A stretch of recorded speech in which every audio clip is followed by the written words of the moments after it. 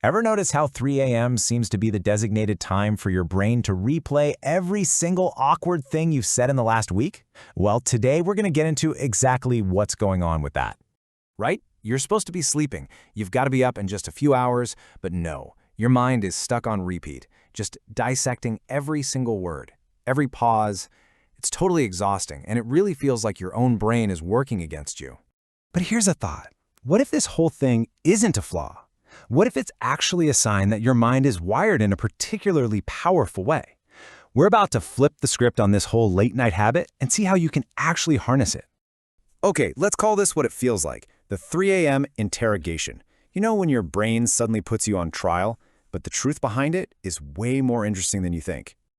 Look, your brain isn't broken. Not at all. Think about your day. It's just a constant barrage of noise, right? Emails, meetings, social media, people needing things from you. All of that external stuff basically turns down the volume on your own internal thoughts. It's only when the world finally shuts up at night that your brain gets the space it needs to start processing all the stuff it had to put on hold. And there's a biological reason for this. There's a specific network in your brain that basically clocks in for the midnight shift.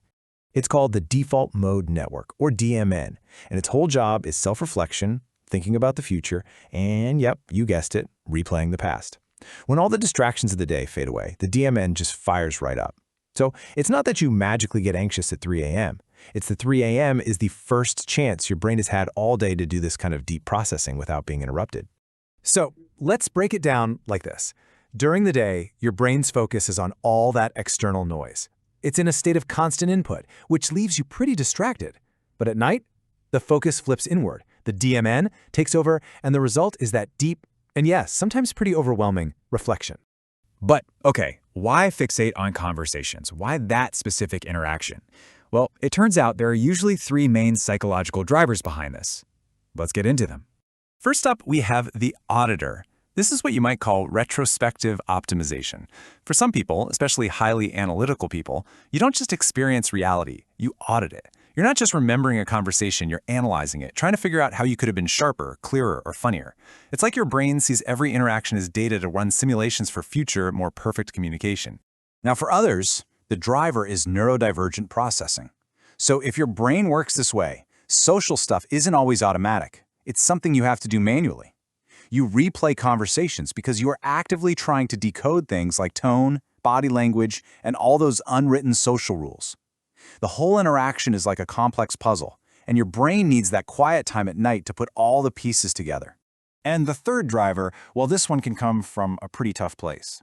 If you grew up in an unpredictable or unsafe environment, you might have developed what's known as traumatic intelligence. Your nervous system basically learned that your safety depended on being able to read subtle shifts in mood and energy. So at 3 a.m., your brain is just doing its job, the job it was trained to do, scanning conversations for any threats you might have missed. So take a look at these three. Do any of them feel familiar? Are you the auditor, always trying to perfect your communication? Or maybe the decoder, working to solve those social puzzles? Or the bodyguard, constantly scanning for threats? Figuring out your driver is a huge first step. And this brings us to the advice that everyone loves to give. Just stop overthinking it.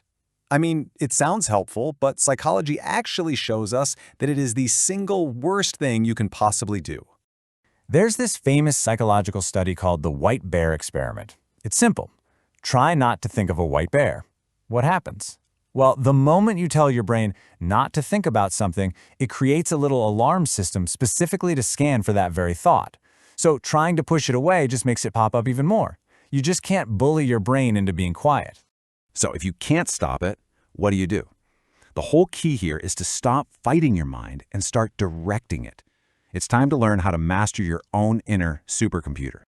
Seriously, think of your brain as a supercomputer. If you don't give a supercomputer a job to do, it'll just spin its fans, run hot, and overheat. Right now, by replaying that conversation, you're giving your brain an impossible task, to find perfect certainty in something that's already over and done with. So you have a choice. You can let all that incredible analytical power just endlessly chew on the past, which just drains your energy. Or you can redirect that exact same power toward building the future, creating a plan. It's the same engine, you're just pointing it in a much more useful direction.